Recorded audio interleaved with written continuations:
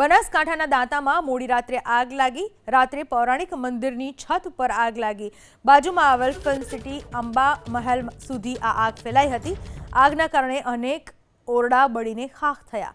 2 કલાકની જહેમત બાદ આગ ઉપર કાબુ મેળવી લેવામાં આવ્યો।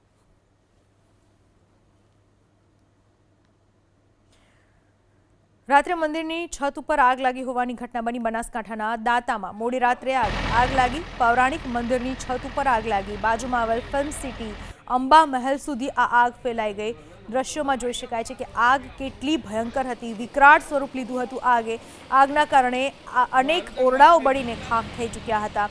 2 કલાક સુધી પ્રયાસ કર્યા બાદ માંડ આગ ઉપર કાબુ મેળવાઈ ચૂક્યો છે, પણ સદનસીબે કોઈ પ્રકારની જાનહાનિ આ ઘટનામાં નથી થઈ।